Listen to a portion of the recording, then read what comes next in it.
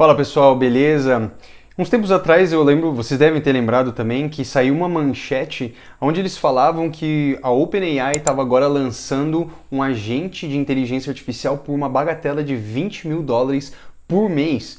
Eu lembro que quando eu li essa manchete, eu pensei assim, cara, deve ser algum tipo de retardado, pessoas que vão comprar um negócio desse que tem tanta incerteza assim, né, que é uma coisa tão recente. Só que justamente pensando agora atrás sobre esse meu pensamento, né, e lendo agora alguma coisa sobre as teorias de difusão da inovação, me acendeu uma luz. Eu pensei que, cara, na verdade essas pessoas elas são muito importantes, na verdade elas são o epicentro, né, da inovação, da difusão da inovação. E eu queria fazer hoje um vídeo falando exatamente dessas pessoas. São o que a gente chama de early adopters, né, ou os adotantes iniciais. E eu acho que assim, eles são muito importantes não só na teoria, mas na verdade eles também participam ativamente do desenvolvimento do produto, e por isso que hoje eu quero dedicar um vídeo especial para eles, juntando ainda com as coisas que eu tô lendo no livro da Startup Enxuta. Eu acho que faz todo sentido a gente comentar sobre esse assunto nesse momento. Então, assim, antes de mais nada, eu acho que é importante dar um pouco de contexto, né? Da onde que sai esse nome de adotantes iniciais? Como eu falei, essa teoria da difusão da inovação, né, o Diffusions of Innovation, ela fala de algumas categorias que as pessoas caem dependendo da velocidade com que elas adquirem, né, ou adotam uma nova tendência, uma nova tecnologia, uma nova inovação. E basicamente são 5 categorias. A gente tem primeiro os inovadores, que são geralmente as pessoas que trabalham com a tecnologia ou que investem na tecnologia. Provavelmente muitos de vocês aqui são desse perfil. Até eu ia convidar, se você é desse perfil, comenta aí para eu saber quem que está criando inovação, né, para ver se a gente consegue conectar e saber mais ideias. E depois, logo em seguida, a gente tem os adotantes iniciais, que são as primeiras pessoas que vão atrás desse tipo de tecnologia, que adotam, né, que se arriscam antes de saber se vai dar certo ou não. Depois disso, a gente tem as maiorias. Existe a maioria inicial e a maioria final. Esse aí é o montante geral das pessoas, são a maioria das pessoas, é onde está ali mais de 50% caem nessa categoria. E por fim, a quinta categoria são os retardatários, né, ou os lentos, aquelas pessoas que adotam a tecnologia só porque não tem jeito mesmo, então os caras seguram até o último minuto. E aí, por que os adotantes iniciais eles são tão importantes? Justamente porque essa teoria, conforme ela foi evoluindo, percebeu-se que existe um abismo realmente entre o momento que esse produto ele é lançado até ele chegar às massas, digamos assim, né? E esses caras eles têm um papel muito, muito importante.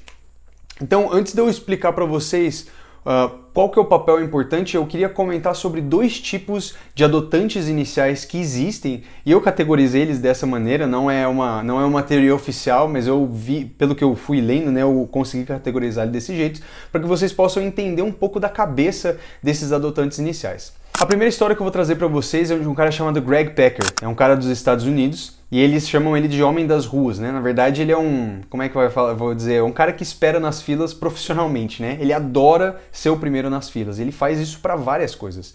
E esse cara, ele ficou muito, muito famoso por ele ter sido o primeiro cara, né, a primeira pessoa a adquirir um iPhone no mundo. Ele ficou acampado 5 dias na fila do iPhone e ele conseguiu, portanto, comprar o primeiro iPhone do mundo. E o mais louco de tudo é que na época não se sabia, né, que o iPhone ia ser todo sucesso, e acima de tudo, ele também não sabia o que o iPhone ia fazer. Ele nem tinha certeza se o iPhone era uma tecnologia boa ou não, o quanto que era diferente de um celular normal. Mas o cara, pelo hype, né, por ter toda essa frenesia, esse burburinho ao entorno do iPhone, ele decidiu que ele ia ficar na fila. Então esse tipo primeiro de adotante inicial eu estou chamando de adotante inicial do hype, né, que é muito representativo. Só que existe um segundo tipo, que são os adotantes iniciais com visão, né, com visão de valor. E o caso desse aqui é o Laszlo.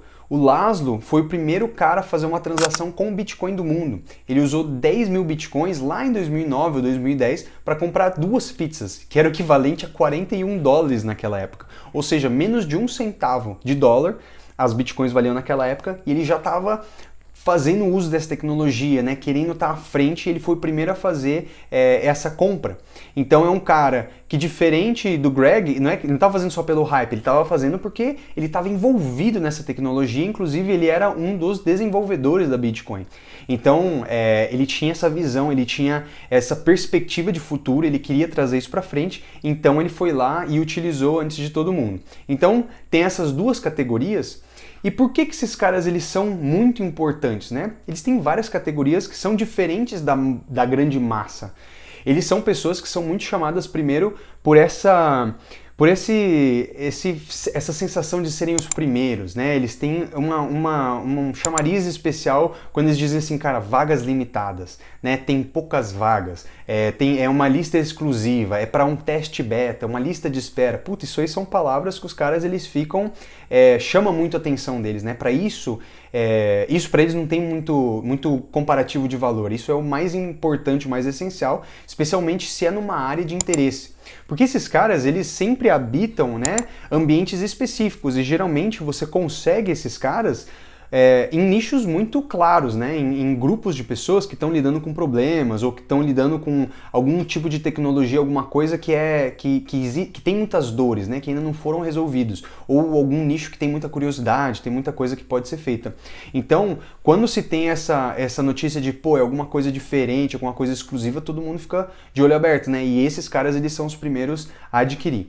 Além disso, eles são pessoas muito abertas a participar, né? Eles gostam de participar, de dar a ajuda para o produto, de dar o feedback, de mostrar o que está certo, o que está errado. Então, no final das contas, são pessoas que vão estar ajudando você ali a desenvolver o produto praticamente, né? Você vai sentar o cara do teu lado e falar, ó, consegui desenvolver até aqui, testa aí e me fala, né? Que é até um dos princípios que a gente fala ali no livro da Startup Enxuta, né? Naqueles capítulos, existe ali o sistema de construir, medir, avaliar, e essas pessoas elas vão estar justamente nesse ponto. Estão sentando ali com uma coisa que é um MVP, ainda meio capenga, ainda meio semi-feito, e vão testar esse troço e vão dizer assim, ó, por aqui vai, por aqui não vai.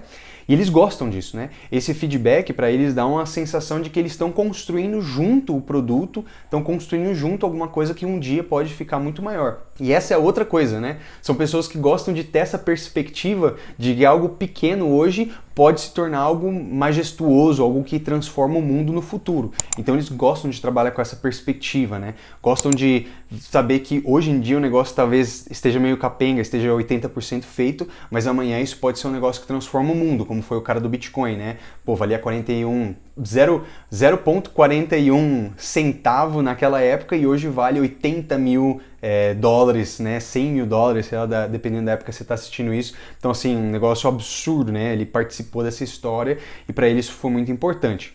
Além disso, são pessoas que vão ser evangelizadoras. Elas são, tipo, na verdade, eles são marqueteiros melhores do que marketing pago, porque como eles estão com essa dor, eles estão com essa vontade de resolver um problema, e como eles se colocam, né, nesse risco, eles entram de cabeça nisso, são pessoas que, cara, eles vão falar disso para todo mundo, vai ser o assunto da vida deles naquele momento, então eles vão estar divulgando isso de graça para você, vão estar falando, vão estar compartilhando e eles vão evangelizar. Além disso, eles vão ser os primeiros a usar esse produto, né? Então, conforme eles forem utilizando, eles vão, cara, estar evangelizando, mostrando, sendo plataforma para outras pessoas que vão entrando. Geralmente, quando vocês entram naqueles fóruns, né, de algum software aí, quem já fez essa experiência, cara, tem uns caras lá que são estrelinha número 1 milhão, assim, os caras Platinum Premium, que são os caras que estão lá, usuários antiguíssimos. Geralmente essas pessoas foram os primeiros usuários, são os primeiros que tiveram contato com aquilo,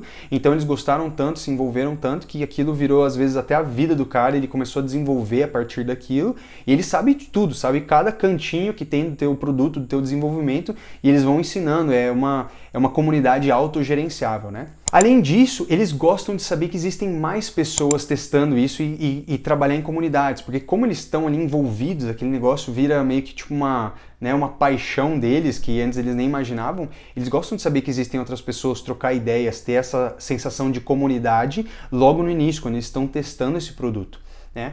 E enfim, são pessoas, cara, que geralmente têm muito gosto pelo risco, né? Pouca aversão a coisas que estão semi-acabadas, eles gostam de ter essa noção e por isso eles conseguem ajudar muito um produto que está semi-pronto, que está ali em vias de finalização, que está nascendo, a tomar um rumo muito melhor, a tomar um caminho que é muito mais promissor antes de chegar no mercado final, e dessa maneira eles conseguem fechar esse abismo, né? Eles conseguem dar uma direcionada, dar uma polida, dar uma guinada nesse produto para que quando ele chegue nas massas ele esteja muito mais bem desenvolvido. E claro, né? Existem dentro das teorias, eles falam que uma coisa é você fazer um produto para uma pessoa que é um adotante inicial, a outra é você fazer para as massas. Poxa vida, acabou a memória aqui no meio da gravação, mas eu estava falando então, os produtos para um usuário, né, que é adotante inicial, para um adotante final, ele não é o mesmo, ele precisa ser adotado. Inclusive, essa é uma das grandes discussões, né, desse mundo da inovação. Como você fazer um produto ele ficar bom para uma pessoa que vai adotar ali em massas, né? Porque às vezes o adotante inicial ele até é muito tranquilo, né, de trabalhar. Como ele gosta daquilo, ele às vezes até releva alguns problemas, algumas coisas, e ele, né, não se importa ali, tipo, talvez com, sei lá, UI, UX, né? Não se importa com a experiência, com a interface tanto, e mais com o que realmente é importante. E já o usuário final, às vezes, o que ele reclama é, nossa, que feio gráfico, né? Então a gente tem que sempre adaptar. Mas mesmo assim, eles dão uma direcionada muito boa naquilo que é o core do produto, né? Naquilo que realmente agrega valor, e então eles ajudam muito. Então assim, eu acho que essa aqui foi meio que uma homenagem aos adotantes iniciais, né? Lembrando que, claro, aquele gráfico que vocês viram ali, aquelas categorias, elas são diferentes para cada tipo de produto que você adota. Então, dependendo para talvez alguma coisa ali financeira, você vai ser um adotante inicial, mas talvez para um celular, para um computador, você vai ser um retardatário, vai adotar só quando precisar mesmo trocar, né? Então, lembrando disso, que cada pessoa ela se encaixa num grupo, dependendo do que a gente está falando. Mas eu queria saber se vocês já foram adotantes iniciais de alguma coisa, vocês já ajudaram a desenvolver uma tecnologia, uma inovação nova ali, logo no comecinho, como é que foi a experiência de vocês? E outras coisas, como é que vocês se encaixam na maioria das vezes? Vocês são mais adotantes iniciais ou vocês são mais pessoas que estão ali nas massas na maioria das vezes? Vocês são retardatários por alguma coisa? Deixem nos comentários que eu queria saber. Agradeço a companhia de vocês. Não esqueçam desse último vídeo que eu falei aqui sobre inovação também, vai ser importante para você. Continue assistindo. Agradeço a companhia. Até a próxima e nos vemos.